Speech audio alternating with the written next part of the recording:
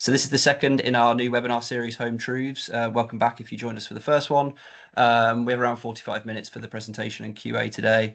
Yeah, in the first half, I'll sort of take you through the different types of renewable heating in some of the practical ways to sort of get one installed and things to look out for. If you have any questions as you go, please feel free to pop them in the chat. Laura will try and answer them during the session, or you can reserve them for the Q&A at the end.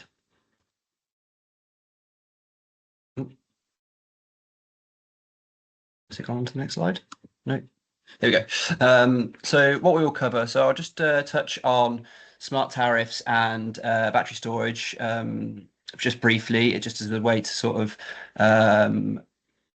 just to frame your mind as we go into some of the different heating systems available. I'll then go into the sort of basics around air source heat pumps, which I'm sure you're more familiar with. And then I'll touch on some of the alternatives, such as air-to-air systems, exhaust air heat pumps, thermal batteries, electric boilers. I'll then go through a couple of case studies of people that we've worked with, and then some assessments that we can provide support with and discounts on as a way to help you install these measures yourself. So just quickly, who are Retrofit West? We are a not-for-profit community interest company. We're publicly funded by the West of England Combined Authority. We were created to help homeowners across the West of England understand how to improve their home's energy efficiency. We are focused on the self-funded market, so that is homeowners who don't qualify for funding but want to invest in improvements and aren't sure where to start. Our priorities are to help people cut energy use and lower bills, support healthier, more comfortable homes, reduce carbon emissions across the region, and strengthen the local retrofit supply chain by connecting homeowners to installers and suppliers. Everything we do is impartial and it's community focused. So smart tariffs. Yeah, I wanted to start by introducing this. So by understanding how smart tariffs work, you'll be able to see how some of the renewable heating systems, which we'll come on to, such as heat pumps, can perform even better. To access a smart tariff, you'll need a smart meter. Once this is installed, your electricity use is measured in half-hourly intervals, and this allows suppliers to vary prices depending on demand. So you can sign up to these tariffs and access different prices based on demand. Electricity is typically more expensive during peak periods, for example, such as during the early evening, and it's cheaper overnight or during quieter daytime windows. For households who are able to shift to higher demand tasks into these cheaper periods, or those with flexible technologies like heat pumps, EV chargers, or home batteries, the savings can actually be quite significant. Charging an EV after midnight, preheating a hot water cylinder in an off-peak window, or topping up a battery when prices dip can all cut bills and reduce carbon impact. The level of benefit does depend on flexibility. If your usage patterns can't shift, for example, you always need to heat water or heat the property during peak hours, then a time of use tariff may not be the most cost-effective option. But when it's paired with other technologies, it can be a really powerful tool. So battery storage, I'm sure we're all familiar with this, but just to go over it briefly, domestic battery storage is a fast-growing technology that lets households store electricity, typically from solar PV, but also from the grid at off-peak times. This can be especially valuable if you're on a time of use tariff, as just mentioned, or run an EV or any sort of electric heating. So in the UK, as of 2025, a typical 5 to 10 kilowatt home battery system costs around £3,000 to £10,000 to install, depending on the size and complexity of it, as well as the manufacturer. In a favourable scenario where you have solar generation, a smart tariff, then the payback period can be around 6 to 12 years, which roughly matches the sort of life expectancy of these systems. So while export payments under the Smart Export Guarantee are often low, using stored energy in your home usually saves more. Battery storage supports shifting renewable energy to when it's needed, reducing reliance on grid electricity at peak times. For many households, it is a practical and cost-effective step towards cleaner, more efficient energy use, even though energy efficiency improvements like insulation and smart heating do remain crucial. So we're not always saying go directly to these systems. We are also suggesting fabric upgrades as and when appropriate. So air source heat pumps, also known as air to water heat pumps, how do they actually work? So even on a cold day, the air outside still contains heat. A heat pump captures that heat using Sorry, something called, George, you just cut yeah, out a little bit there. Could you go back to the yeah, beginning, sure. please? Yeah, sure thing. Um, Sorry about the connection if there's any sort of unstable was there. So how do heat pumps actually work? So even on cold days, there's heat outside. Heat pumps can capture that heat using something called a refrigerant cycle. It's sort of the same technology that you see in your fridge, but just in reverse. Um, Air is drawn over a coil outside, and the refrigerant inside the coil evaporates because it has a very low boiling point. That vapor is then compressed to raise its temperature, and after that, heat is then transferred into your home's heating system or hot water cylinder. After releasing its heat, the refrigerant cools, drops in pressure, and the cycle repeats. Because the heat pump is moving heat rather than generating it, you get far more heat out of that electricity than you put in. So in most homes, you'll see around 3 to 4 units of heat for every 1 unit of electricity, which is why heat pumps are considered so efficient. So basically what that means is that for every 1 kilowatt that you put in, you'll receive 3 to 4 kilowatts of heat out the other side. Um, this is a proven and reliable technology that works in our climate and can heat almost any type of home when it's properly designed. And I think that's a really important thing to sort of take away from this, that heat pumps are suitable for lots of properties, as I will reiterate in my next slide on myth busting. Or more people.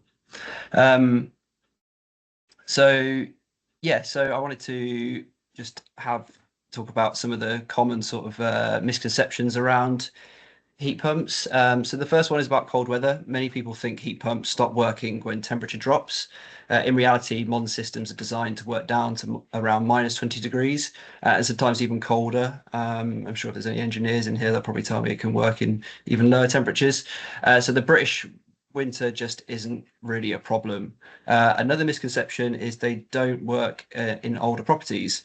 The age of your property doesn't rule out a heat pump. What matters is the design, the heat loss survey, the radiator sizing, the flow temperatures. With proper planning, heat pumps work perfectly well in Victorian terraces, 1930s semis, stone cottages, everything in between. We do usually recommend a fabric first approach where appropriate, and this means improving things like insulation, windows, draft proofing before installing a heat pump. By reducing the overall heat loss, that means that you're reducing the overall heat demand, which means that you can install a smaller, more efficient heat pump. Lots of people talk about sort of pipe work and infrastructure. Yeah, micro bore pipe work it is another concern regularly mentioned. Your heating infrastructure might need upgrading. Sometimes only a few sections might need upgrading. It's not always necessary. Just to reiterate that a survey from your installer will make that clear.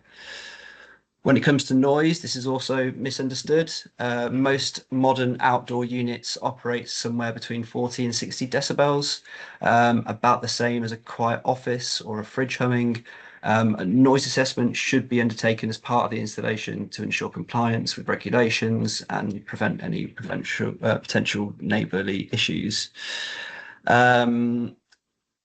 Finally, radiators.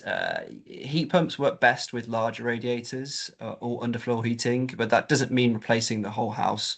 The goal is to run the system at a lower temperature, which then improves its efficiency. So your installer may recommend a few upgrades, but it's not always part of getting the best performance, especially if you're running sort of newer technology. Oh, sorry, I think someone's come in with their microphone on, so. Um, lost track of thought, but yeah, so yes, that's not necessarily all the case if you're installing a heat pump which can run at higher flow temperatures, and you can maintain existing radiators within your property. So when these things are done well, heat pumps can be a cost-effective alternative to gas boilers, if not cheaper, especially when paired with improved insulation and smart electricity tariffs. So what you need to know, things that you should be keeping in mind before installing a heat pump. So first, the majority of homes in the west of England are suitable, as I've already said. Most properties can take a heat pump if the system is designed well. There are obviously constraints around that. There are conservation and listed building constraints, some flats that don't have the outdoor space, all those things which I'll hopefully address with some of the alternate measures moving forward. But from our perspective, it does appear to be the most common way to get to a renewable heating system in your property is through a heat pump. So the key part of success is the heat loss survey. This is where a surveyor will measure each of your rooms, check insulation levels, pipe work, radiator sizes, and they'll talk to you about how warm you would like to keep each space. This information is essential for choosing the right sized heat pump and ensuring that the system performs efficiently. You'll need space outside for the heat pump unit, and you'll need space indoors for the hot water cylinder. Most homes can accommodate these, but it's worth checking where they might go. There are lots of properties that might struggle to find these spaces, so that means that it's not a suitable option for you. When you get quotes, you should ask installers about efficiency. The number to look out for is the seasonal coefficient of performance, or SCOP, which shows the heat pump's average performance across the whole year. The figure that you're aiming for here is around 3.6, maybe it's 3.5 or 4, and achieving this score is what keeps running costs similar to current gas prices. That's why I said there's different numbers there, because this obviously fluctuates with changing fuel prices. Heat pumps reach their best efficiency when they run at low flow temperatures, ideally at 45 to 50 degrees. Some can even go lower. When you start reaching those lower flow temperatures, this is where you get the biggest savings. A good SCOP relies on a good design. So a few key things that installers should be looking at are correct radiator sizings, accurate level heat loss calculations, insulation levels, as better insulation allows for lower flow temperatures, smooth system operation, avoid constant stopping and starting, which you see quite commonly in a lot of installs, a suitable hot water cylinder that supports efficient Sorry, running. George, we lost you again there for a minute. Yeah, no worries.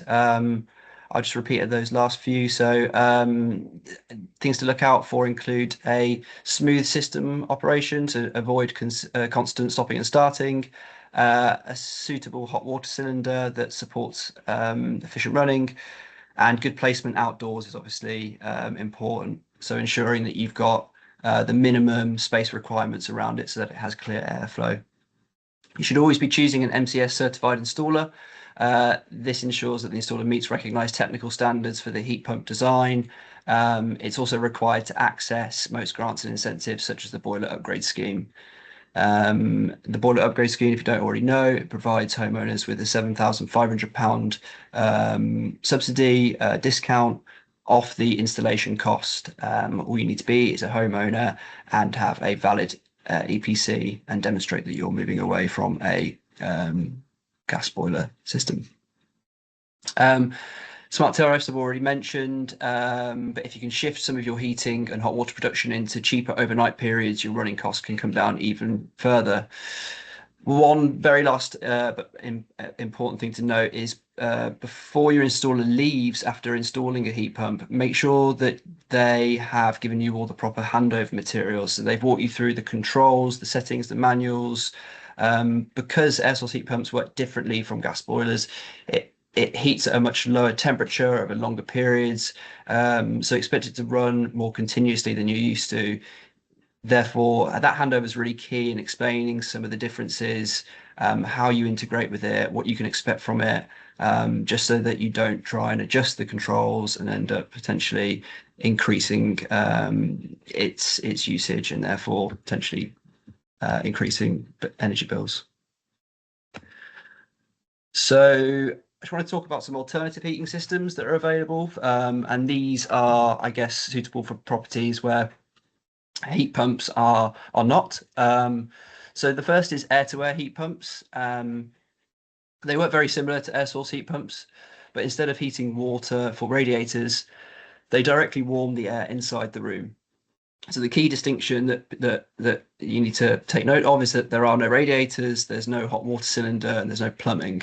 They function more like a very efficient electric heating paired with controlled air movement. They are the same basic technology as air conditioning units, but the important difference is that they are designed as a heating-led system with cooling as an optional bonus. The latter can be appealing in smaller homes and flats that overheat in the summer, so that's something to bear in mind. There's usually a unit outside of the property which is extracting heat from air, which then moves that heat through refrigerant pipework to indoor units where it's distributed. There are alternate systems, they're called monobox systems, which don't work in the same way. They extract their single units on the inside and they move to ductwork on the outside. But there's no separate unit that has to sit separately. But you can research the different types that are available to you, and you can make a decision based on your environment and circumstances. So generally, each indoor unit Sorry, heats one. George, we lost you again That's all completely right. then. Yeah, I'm not sure what's happening there or if I can do anything to fix it. So I do apologize if it keeps going on. So generally, each air-to-air indoor unit heats one space effectively. If more rooms need heating, then additional indoor units are required. That does mean extra pipework runs between indoor and outdoor units, so designers should be able to look for sensible routing to avoid unnecessary decoration work that might need to take place. Another thing to consider is I've mentioned monoblock, sorry. Yeah, one of the biggest misconceptions is that these systems will also produce hot water when they won't. A separate electric solution is needed, usually an immersion heater, point of view electric shower or solar thermal. This is an important discussion to have early on because it affects the running costs and the space planning of the overall heating strategy of your property. Costs vary, but roughly £2,000 for one room and around £3,500 for three rooms is a typical cost price. However, as of 2 weeks ago, the boiler upgrade scheme now provides a discount of £2,500 off air-to-air installations, making it a far more cost-effective solution. My understanding is that this is now being employed currently, and yeah, you can make access of that discount. So these systems are popular because they're cheaper and quicker to install than air to water heat pumps. There's far less disruption. They can be a practical choice when the heat demand is low or the property only needs heating in a couple of key rooms.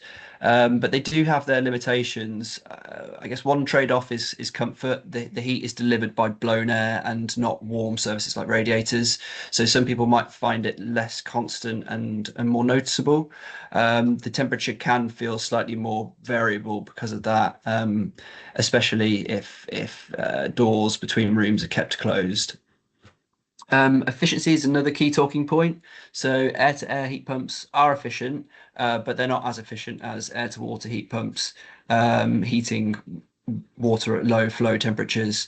And because hot water is heated separately, typically via an immersion, running costs can end up higher overall. This is an important whole house discussion that I feel just should be spoken about to manage expectations. Other considerations are noise. Units are similar to air source heat pumps in terms of decibel levels. Aesthetics, again, is another factor that people like to consider. Again, I've sort of mentioned pipework and decoration, but those things would have to be factored in. If you're mounting pipework on internally, then you would need to cover them up with bulkheads and things, and that might not be something that you want to do. But ultimately, air-to-air systems are best for smaller, well-used spaces that don't necessarily justify a full wet heating system or aren't suitable for a heat pump. So yes, they are a good alternative as a energy efficient renewable measure. So next up is exhaust air heat pumps. Do apologise for the sort of stock images that are in these. Couldn't find any decent pictures of ones that have been installed, but air source heat pump, sorry, exhaust air heat pumps are slightly different compared to their air source um, yeah, alternatives.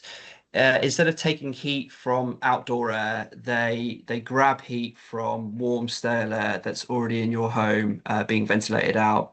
So every home loses heat through ventilation, and these try and capture that and recycle it before it disappears.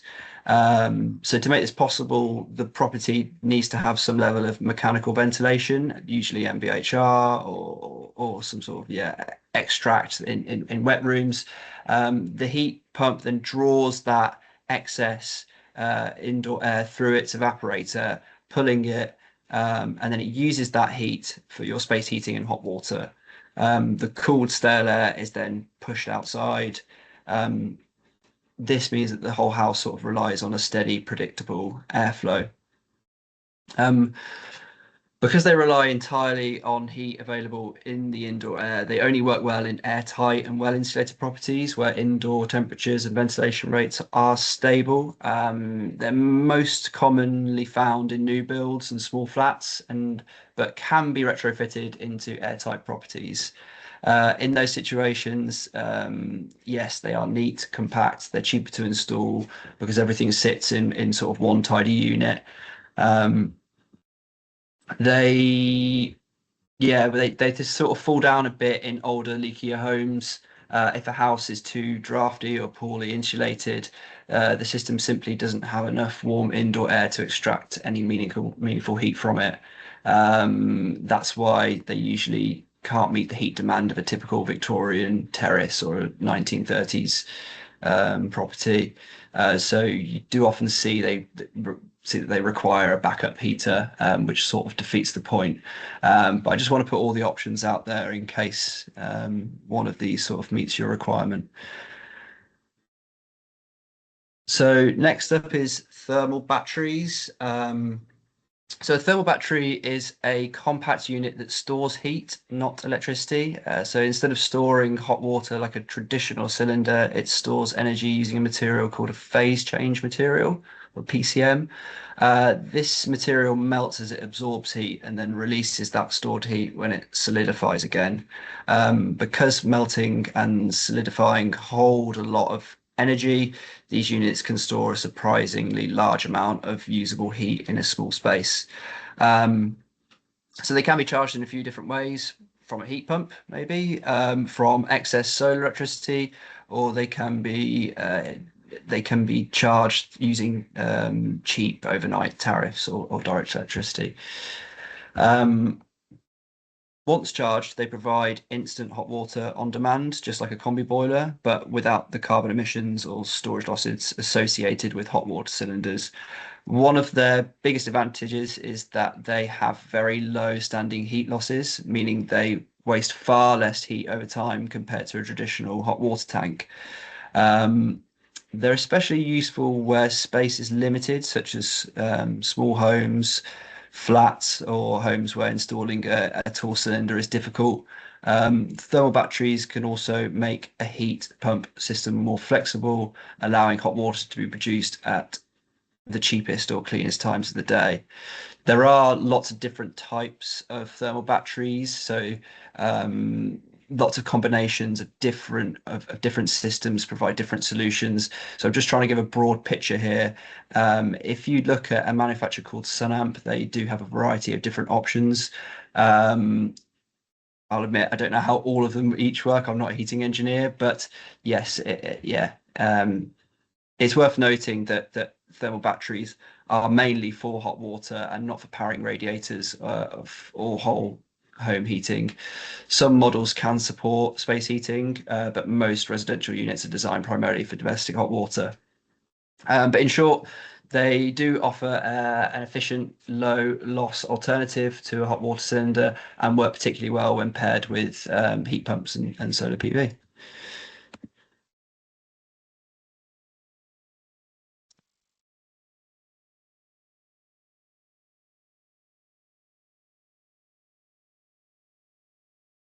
Oh, there we go. Sorry. Um, So electric thermal storage boilers. I'm not sure if this is the right title to give this unit, but the image there is of a product called a zero emissions boiler or a ZEB. But I've sort of given it a generic title. But you can look into the ZEB after this if it's something that you're interested. But yeah, electric thermal storage boilers store heat in a highly insulated unit until it is needed. So drawing energy from electricity, solar panels, or a heat pump. This is then stored um, and is released on demand for hot water, space heating, or both. Their internal materials are designed to hold and deliver this heat as efficiently as possible. These systems allow households to store heat when electricity is cheap or renewable, and can be used for later, so reducing that sort of energy waste and lowering carbon emissions. Well insulated units lose far less energy than traditional cylinders and provide on-demand warmth without continuous heating, making them practical in homes with limited space or where very large cylinder is undesirable. Key things to consider include electricity cost, which is usually higher than gas unless off-peak tariffs or renewable energy are supplied. Proper sizing is critical. An undersized unit may run out of heat and require backup. Homes may also need electrical upgrades to support a high demand storage unit. They also weigh quite a lot. It's something that to be considered if you have suspended floors and they might not be structurally sound. But overall, they do provide an all-electric and efficient alternative to heat pumps. It's a flexible way to decarbonize heating when paired with renewables and off-peak tariffs. With the correct sizing and planning, yeah, they are a reliable, low storage and on-demand heat solution.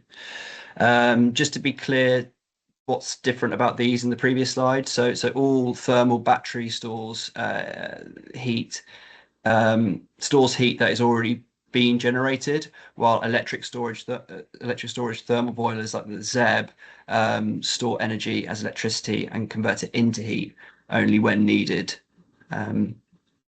If that's not clear, then these slides will be shared afterwards, and hopefully you can go through and check the examples. So there's a table here which has been prepared, which sort of compares a lot of these different heating systems that I've talked about and some others which I haven't touched on, such as night storage heaters and infrared panels, but they're in there for sort of helpful context. They're sort of ordered in a sort of not priority order, but what's the best solution following the gas boiler. So gas boiler at the top is the sort of baseline, and then a low temp heat pump being the sort of best renewable solution, and then working your way down from there. So just going into this in a bit more detail, when we compare heating options, the gas boiler is still the cheapest upfront cost of around to £5,000. Annual bills for a typical household are around 1,000 to 1,300, but it produces the highest amount of carbon emissions and carries the greatest policy risk as the UK moves away from fossil fuels. It's cheap today, but it's the least future-proof option. By contrast, heat pumps are the clear renewable pathway. A low temperature air source heat pump costs more to install, typically £7,000 to £14,000. but this can be reduced with the bus grant to around £5,000 to £9,000. I've seen examples of these being installed for less than £5,000, but this is sort of a typical range that sort of gets used.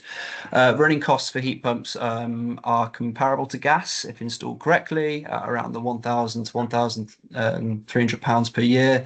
But the carbon savings are obviously dramatic, up to 80 to 90% lower emissions. In some cases, a well-designed heat pump can be cheaper to run than a gas boiler, especially on smart tariffs. A high temperature heat pump is slightly less efficient, saving 65 to 75% carbon, with bills of 1,200 to £1,700. The advantage is easier retrofitting into homes with existing radiators. I mentioned this earlier about higher flow temperature heat pumps are those that are sort of running at the 55-degree mark. So it could be an option for a lot of people, but it might mean that you end up paying more in your energy bills. Air-to-air heat pumps are cheaper up front of around £2,000 to £9,000, with annual costs of £1,000 to £1,600. They deliver strong carbon savings of up to around 80%, but they don't provide hot water without the sort of additional support. They are quick to install and are particularly useful in flats and smaller homes. Exhaust air heat pumps cost around £5,000 to £10,000, with bills again quite similar of £1,300 to £1,700, and are best suited to airtight homes and flats. Sort of on the resistive electric side, night storage heaters and electric boilers can work if you have access to cheaper off-peak tariffs. Bills are typically around £2,000 to £2,500 per year with smart charging, but they rise to nearly £3,800 on a single rate electricity. So again, just reiterating the importance of sort of smart tariffs there. Carbon savings for these are modest, around 40% compared to gas. Infrared panels, which I haven't really mentioned, but do provide some helpful context, are an inexpensive solution for occasional spaces, but the whole house cost of it can be quite significant, of around 3,800 to 4,200 per year. I think the crucial point to make here is that these renewable systems are combined with solar panels and home batteries. The economics improve significantly. Solar can provide free daytime electricity, and batteries allow you to store that energy for evening use or off-peak use. This means that heat pumps and resistive systems can run on cheaper, greener electricity. In practice, households with solar and batteries often see their heating their heating costs drop by £1,400 to £1,500 per year, and with some case studies showing bills cut by up to 50%. We've actually got a couple of case studies coming up where I think it's more than that. I think we can move on to those now. So just to demonstrate some examples of where we've worked with people who have installed not just renewable heating systems, but also fabric measures, just to show what's the potential in your homes. I thought it would be quite helpful to demonstrate what can be done. So this is a case study of Matt.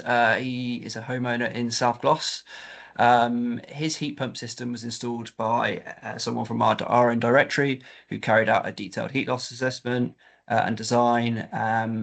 The initial assessment also included an air tightness test, and that was to ensure its maximum efficiency potential.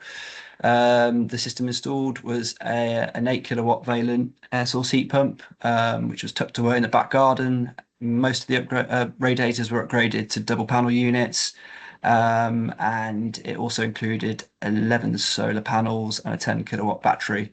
Not sure which order those things came in, but from Matt's perspective, obviously this system works extremely well.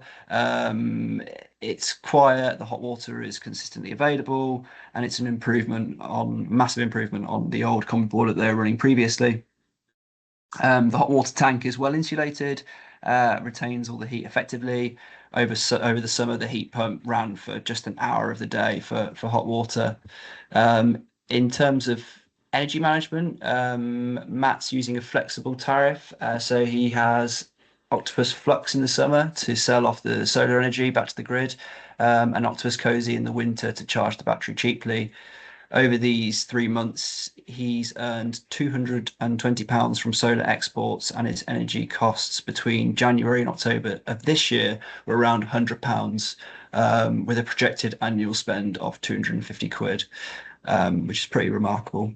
But I guess the sort of caveat to that is the installation cost, which was £1,700, that was then offset by the boiler upgrade scheme. So he paid £10,000 for his heat pump, which was tailored to be the most efficient system based on his home's actual heat loss data. Sorry, George, just to check, £17,000 for that.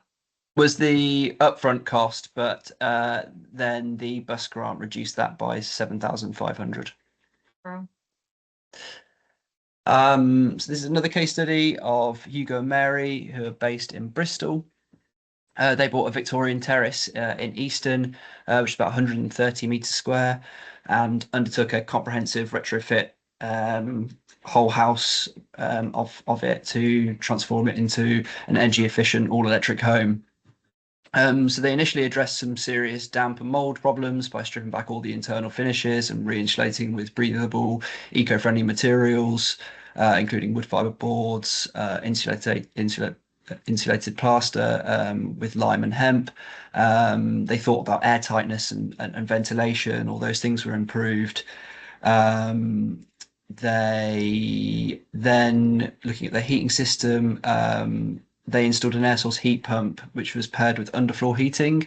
They also took quite an innovative approach with their skirting boards, which I haven't seen before, which included, putting a hot water system around the perimeter of their room, hidden by the skirtings.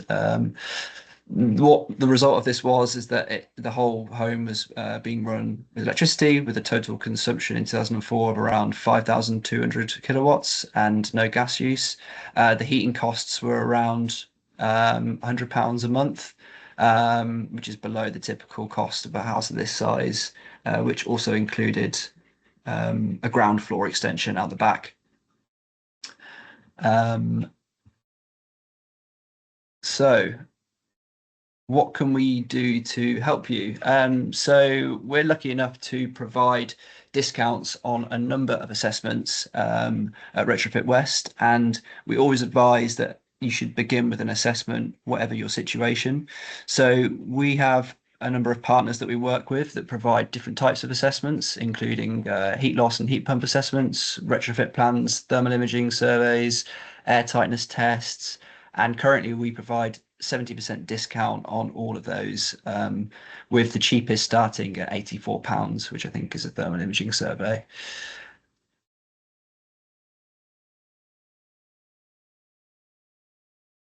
But more specifically on heat pump assessments, we have 3 partners that provide different types of assessments. So if that's something that you're interested in, the first option we have here on the left-hand side is with HeatGeek. And if you haven't heard of them, HeatGeek are, they train installers to meet a certain level of capability, and then they provide a performance guarantee on an installation. So they have HeatGeek certified installers that operate all over the country. We've partnered with them here in the Southwest to provide discounts on their initial design consultation. So if you're interested in getting a heat pump installed, and you think you're ready to go, then I would advise going down this route of getting a discount with them. If you're not sure and you just want to scope out the potential of your property and how it might integrate with a heat pump, then there's 2 other options for you. If you live in Bristol and South Gloss, then Future Proof have a service, And if you live in Bath and Northeast Somerset, then BWC have a very similar service. And what this is a impartial third party heat loss assessment of your property, which provides you essentially with a heat pump design, but it doesn't lead to an install. It just tells you what your property is capable of achieving. It'll even provide you with costs, savings, different options on systems that they think would be suitable, a whole range of things. And it's essentially a suite of different things, a scoping exercise to see what's possible. One thing to mention is that you couldn't take this design to an installer and ask them to install it, although I mean maybe some would, but it's unlikely that they would. Every installer would want to redo their own design. But what it does, it offer you is essentially a blueprint to your home's potential, and it will provide you with things that you might want to consider to improve, such as insulation and air tightness, before moving ahead with an install. If you're not interested in a air to water heat pump specifically, and you're more interested in some of the other measures that I was speaking about, the alternatives, then we provide an in-house assessment called a home energy efficiency plan. And what this includes is, well, one of our trained assessors to come to your property. They'll spend up to 2.5 hours there with you, looking at building condition, ventilation strategies, heating strategies. And then they'll go away and they'll write up a report which includes a list of measures that they think are appropriate for your property based on what they've identified, but also what your expectations, your budget is, what you want to try and gain out of the process. And then in the report, you have all of those things listed out. You have a pathway of phasing. You have costs associated with that, and then you have lots of projected things like what you can save on energy bills, your reduction in carbon emissions, all this stuff to try and motivate you in undertaking some of these things. Those start off at £150 for 2 to 3 beds. What's great at the moment is that we're offering free project support to anyone that has one of these. And what that means is that after you've had your assessment, we'll provide some free hours to help project manage you, to help push you towards getting some measures installed. So that could be looking through quotes, it could be going through designs, it could be additional support on some of the advice we've already given. It could be support with measures being installed on site. There's a whole list of stuff. So it's worth just bearing in mind. If none of that sort of applies to you, or you still don't really know what you want to go ahead with, we do have a free advice line where you can speak to Nathan, who you can see in the picture here, or some of the staff, and you can speak to them over the phone. Or if that's not something you want to do, we are offering free home visits as well, which is a short sort of it's like an advice call, but it's in person, it's in the house. It's a bit more accurate in terms of the advice that could be given because we can see some of the stuff that's on site. And that aim is to sort of signpost you towards the next steps of assessments or contractors that might meet your needs. I think that's me done. There's a QR code, which I'll just leave up on the screen for a second, which if you open that up, you can book into an advice call or a free home visit with one of our advisors, as I just mentioned. Or there's the website link there. If you follow that, then you can go on there and find our assessment page.